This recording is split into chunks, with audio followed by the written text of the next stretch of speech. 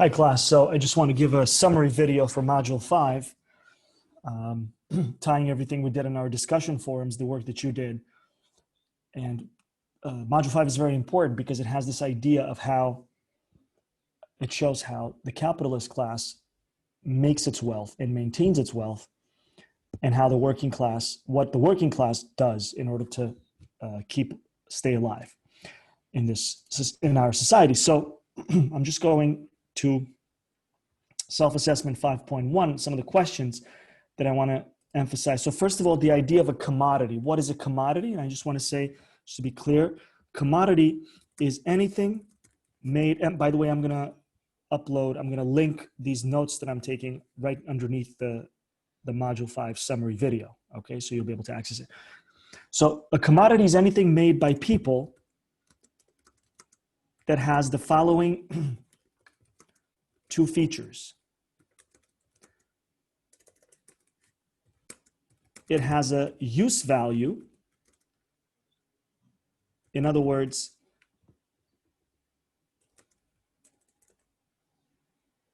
it has a certain usefulness to someone. It meets a certain human need. Okay, that's why somebody else made it.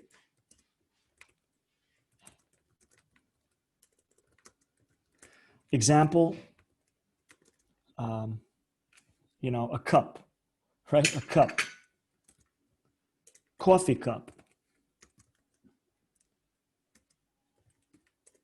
Its usefulness is in allowing me to drink coffee out of it. Okay, so if I need coffee, I want coffee. So there's got to be some kind of a device that human society, the economy has created, which allows me to use that device, pour the coffee in it. It looks a certain way. It's not a mug. It's not a jug for beer or whatever. It's just a cup for coffee. It's got the right size for a espresso or cappuccino or whatever. And then I just use it. That's why I need it. That's why I have it. Now, the second feature of a commodity, though, is that a commodity can only be obtained by paying money for it. In other words, every commodity has a price. And that's the only way I can get it. So, in other words, to summarize, America is a capitalist society where almost everything is commodified. In other words, almost everything is available to people for money. Without money, money is this kind of a special commodity that allows you to buy other commodities, right? You can give up money in order to get a cup of coffee. You can't give up a cup of coffee to someone or somewhere in order to get a half a pound of chicken, right? So money is the special commodity. Without money, no commodities can be obtained in our society, unless you steal it. But that's why they have a lot of cops to discourage people from stealing. So you pay for it. So without money, no commodities can be obtained in our society. Thus, money plays the most crucial role in a capitalist society like ours, because having money allows someone to get pretty much whatever they need. And the opposite, lack of money prevents that person from meeting their needs adequately.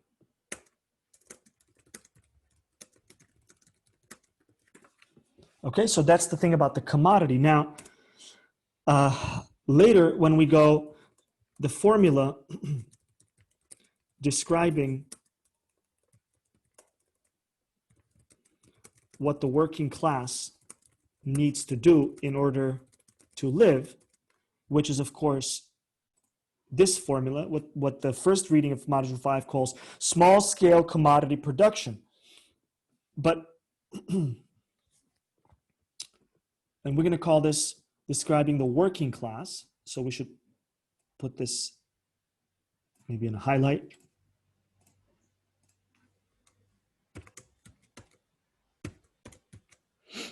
And here, what I'm looking for is, like on the exam, when I ask you to describe the formula of the working class, you'll write CMC and explain what the process is going from left to right. In other words,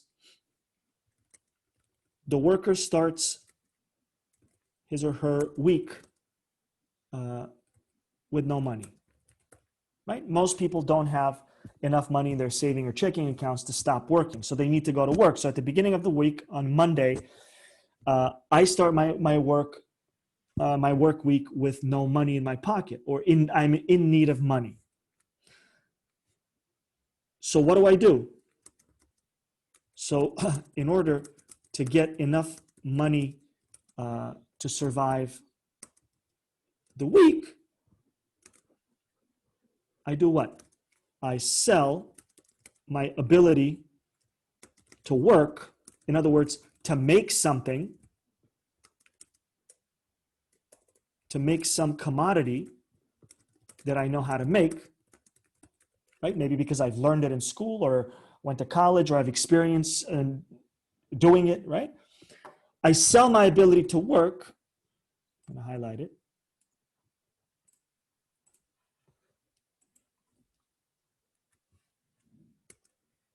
In exchange for money. Then I spend the money buying all the different commodities that I need in order to live. Right? So I pay for the rent. Essentially, I buy the right to live in that house or mortgage. I buy food, pay my cell phone bill, tuition at CUNY, etc.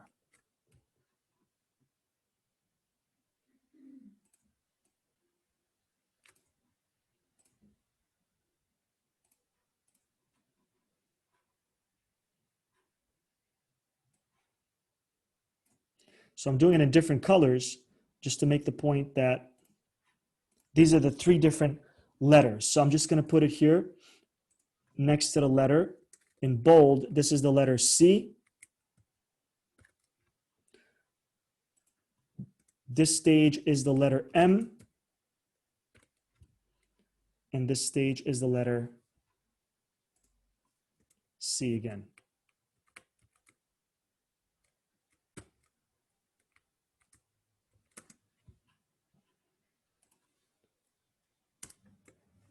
So CMC stands for commodity, money, commodity. Again, the worker, I go to work, I sell my ability to make some commodity. Okay? So I myself am a commodity when I go to work for somebody, right? Why? Because the worker, when you go to work, you have a price. What's your price? That's the salary that you've agreed to get, that you got the boss to pay you, right? That's your price. You make $30 an hour. You make $21 an hour, whatever. That's your price.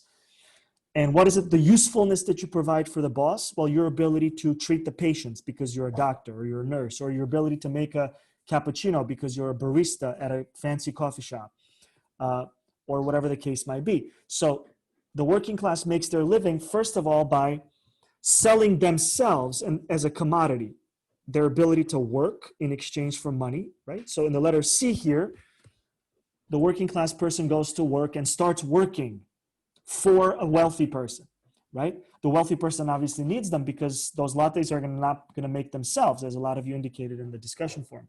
So I, the worker, go to work as a commodity. I sell myself, my ability to work in a specific way, making things, making commodities for the boss that's hired me. In exchange for me selling my ability to work in a certain way, I get money. Because if I didn't get money, it would be straight up slavery, right? So, anyways, so in exchange for selling my ability to work and to make bagels at a bagel shop, I get a certain amount of money from the owner, the capitalist, the wealthy owner of the business I'm working for. In other words, he or she gets a bagel from my labor that then he or she sells to customers. I get a little bit of money for my effort. Then I go home at the end of the week and I spend this money on the different things that I need in order to live. Because remember, I'm a working class person. I don't own any money, or I don't own any form of wealth.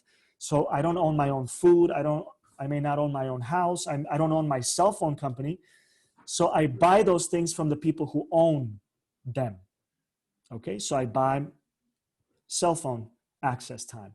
I buy food from the owners of the supermarket. I pay the bank money for the mortgage, for the loan that the bank gave me so I can live in this apartment. Okay, so this is what describes the life of the working class. Note here, a working class person starts the week, or in other words, this cycle, with no money or facing a shortage of money, gets some money, and then spends it all, or most of it. Thus, at the end of the week,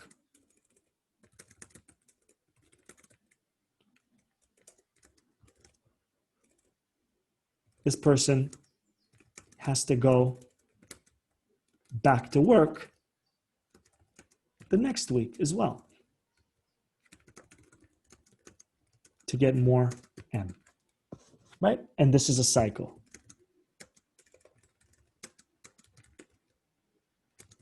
Right? That can last someone's life. Now, the formula describing what the wealth owning capitalist class needs to do in order to live. And here the formula is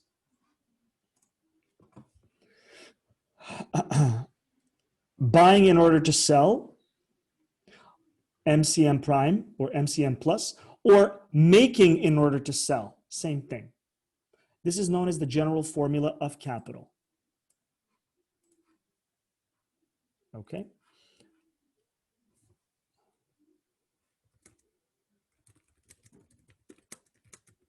Capital, meaning buying a commodity in order to sell it for more than you bought it for, or making a commodity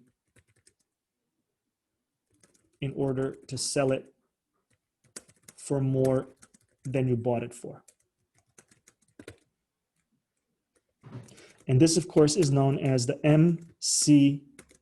MCM prime, or it might be easier for people, MCM plus, if you like it that way. So buying a commodity in order to sell it for more than you bought it for, this is the kind of, this is like a reseller business, as it's called today. For example, Amazon, Walmart, etc. Or making a commodity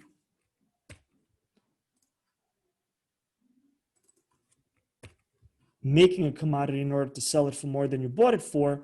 This would be, any manufacturing company like Apple that makes the iPhones, designs the iPhones and invents them and then sells them, or Ford, a car company, or a construction company that builds buildings, creates something, right? Builds something, builds a commodity like a building, then sells to whoever wants to buy it. So here, what do we have to? This process starts with the capitalist having, and here's the key point, excess money, extra money that they don't need in order to live. Right? This extra money is called capital. This is where capitalism comes from. Right? So we say this capital is invested into creating a business that will make or resell commodities.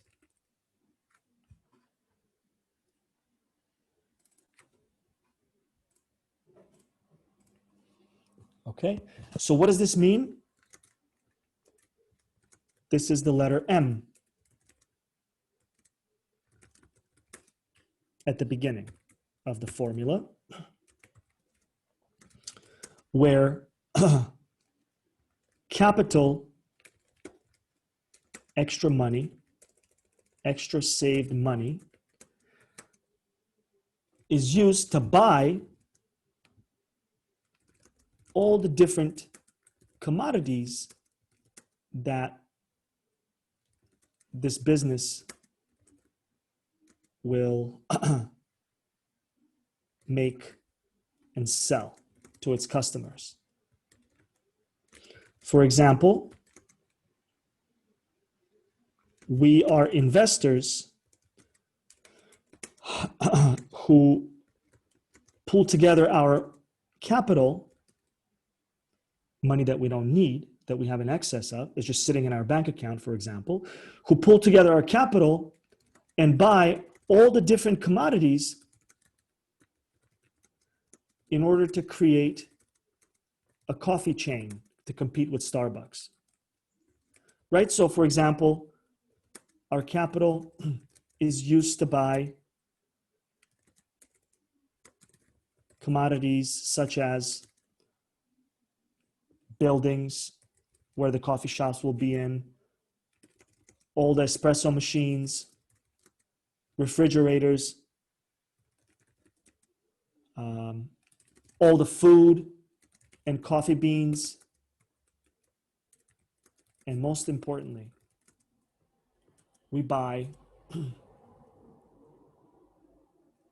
our workers' time and skill, right? In other words, we hire our staff, who by working will actually make the commodities that the coffee shop will sell. Right? So this is the letter M. Then the letter C. So once M is invested, our coffee shop begins to work. In other words,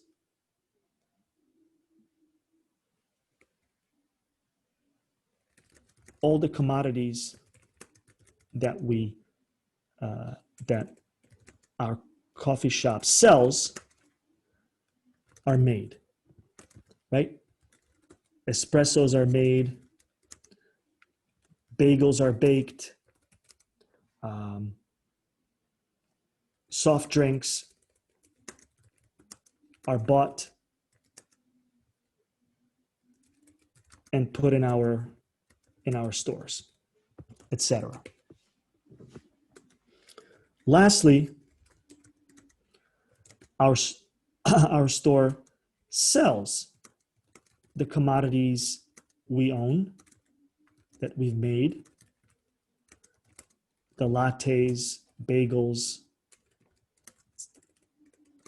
etc. And here's the key point. Our sells the commodities we own to our customers. And here's the key point. For more money that it cost us, the owners, to create. Okay, so this is the key point.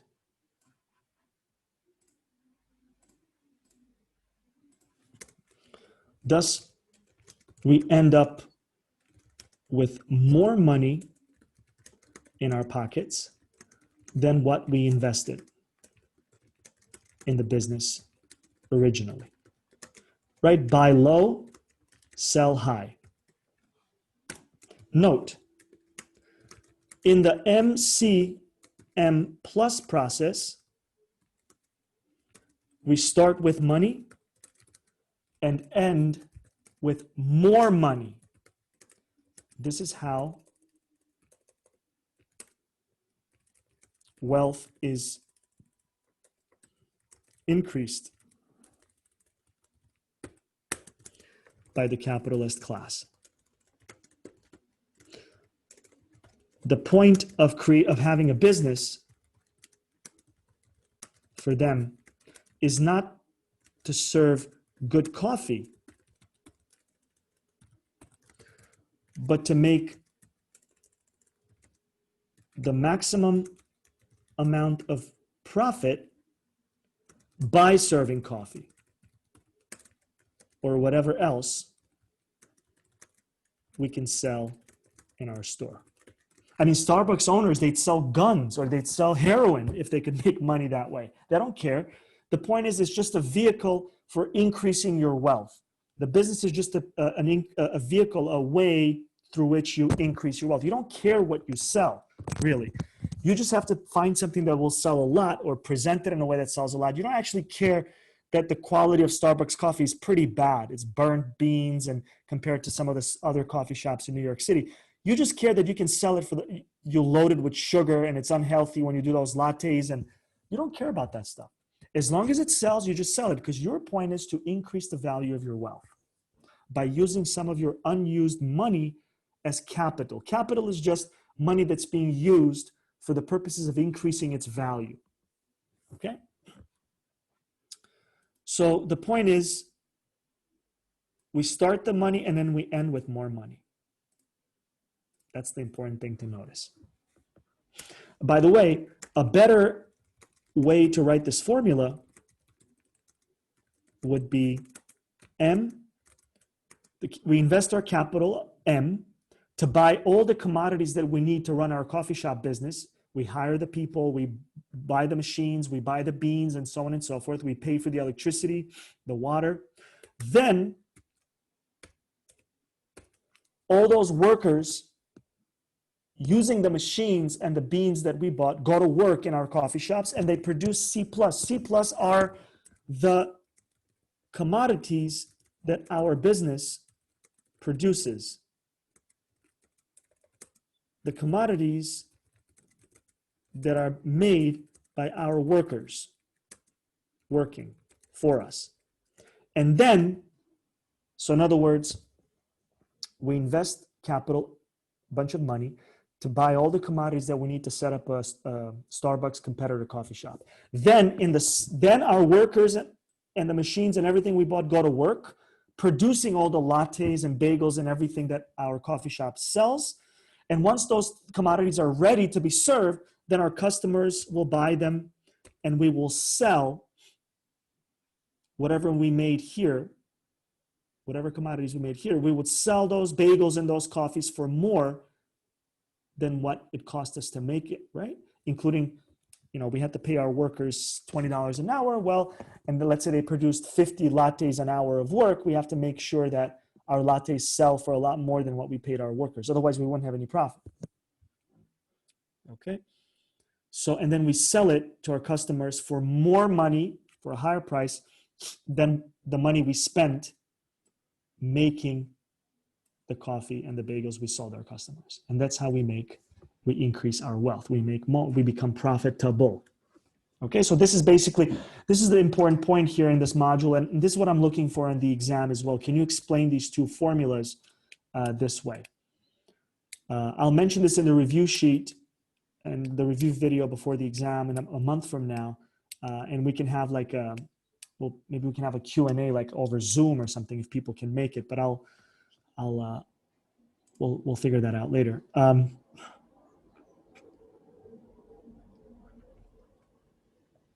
So here in this case, just to clarify, labor power is what happens when a worker goes to work for somebody who is paying them money. When I become a Starbucks worker, I expand my labor power, my ability, my working power. I start exercising physical strength, mental strength, hand and motor coordination, and I make the cappuccino.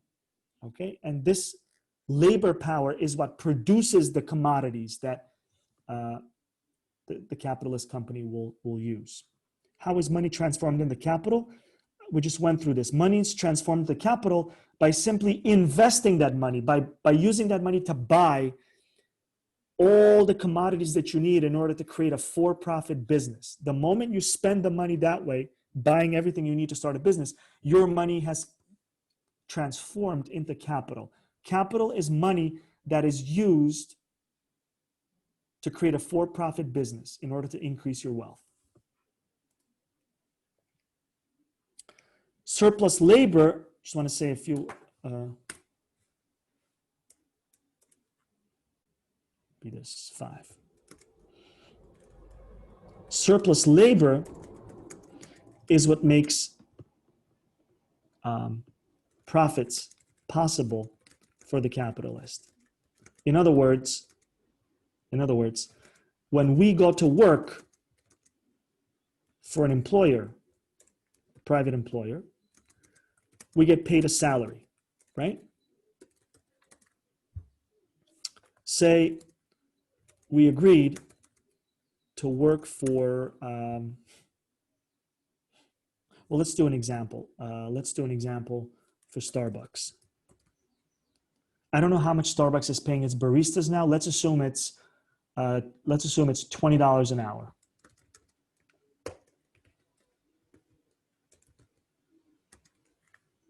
Times 8 hours a day,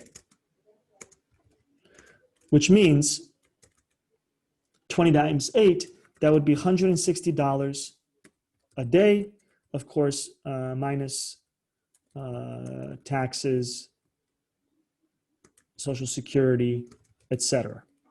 So let's say we have roughly, I would get $120 an hour. I'm just a day. I'm just making it up, right? I don't know if that's the right number, but just for orientation.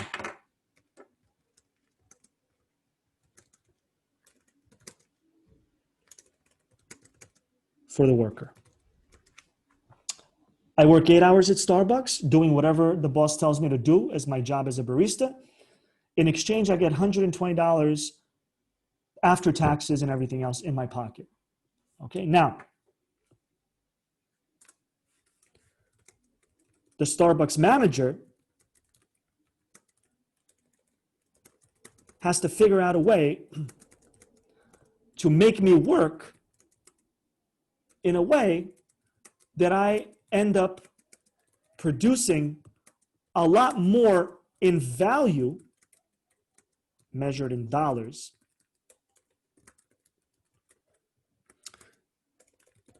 for Starbucks in those 8 hours of work. So for example,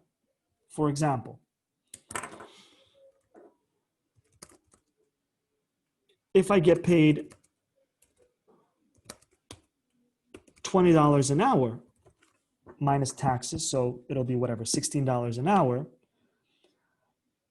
If I get paid, that means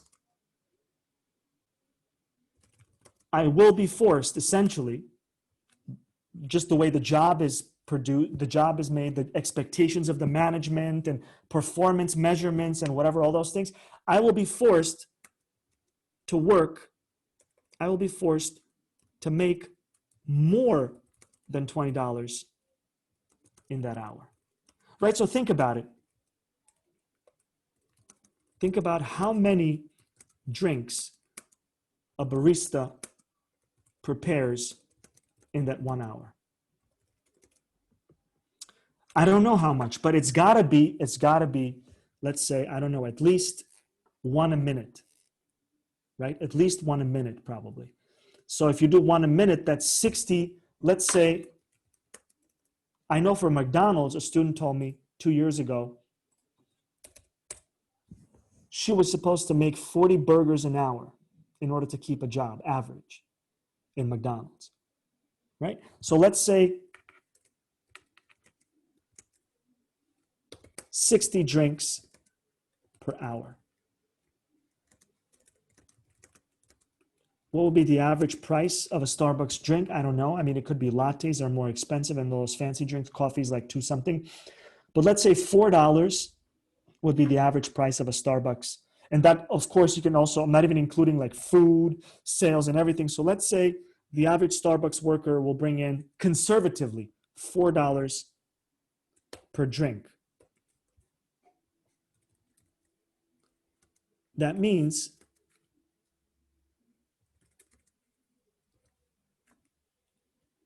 $60 times 4 is how much? $240 are made by the labor of one barista, for which she gets paid $20.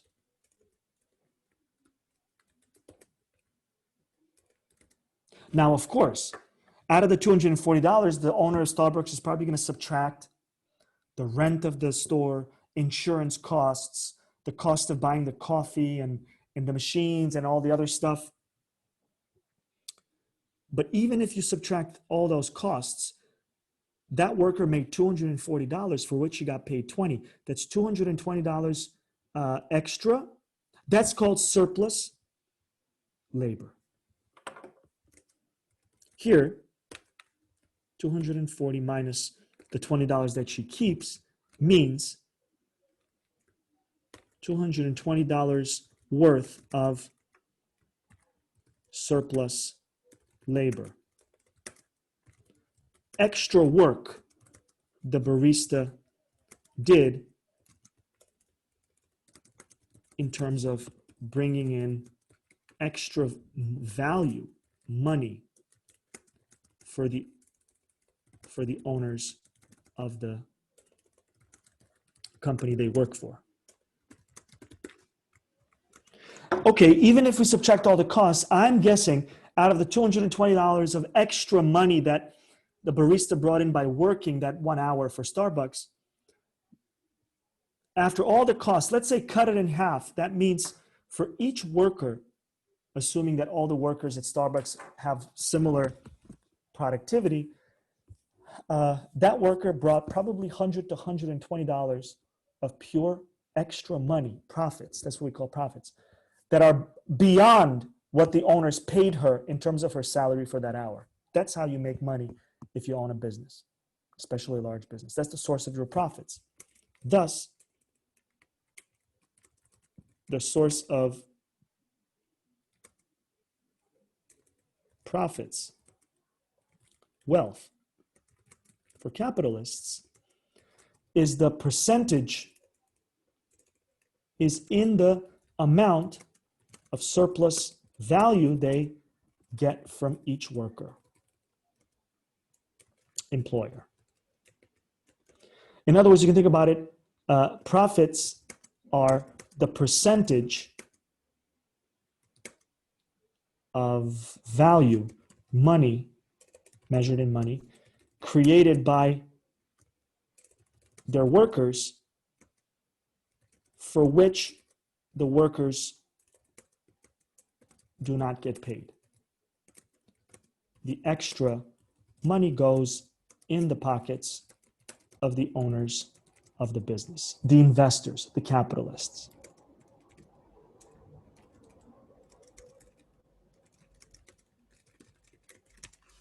Okay.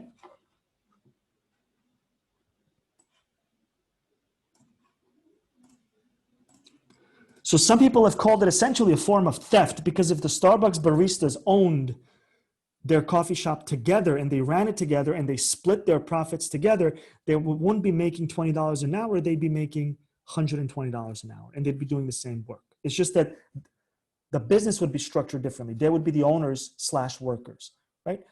So but that's a different kind of a business, right? But if you want to be a capitalist, or if you know what the capitalists, the Bloombergs and the Trumps and the rest, Elon Musk's, how they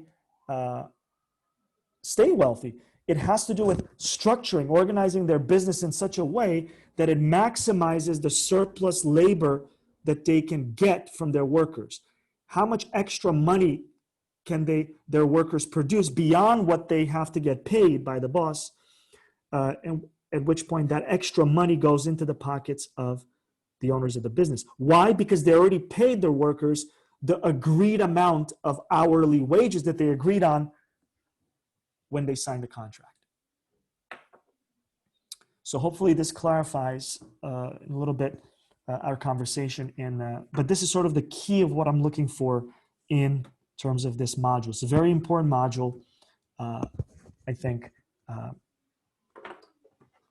for understanding how American society works in terms of social classes. All right. Take care. I'll see you later as soon as I can see. Okay, bye.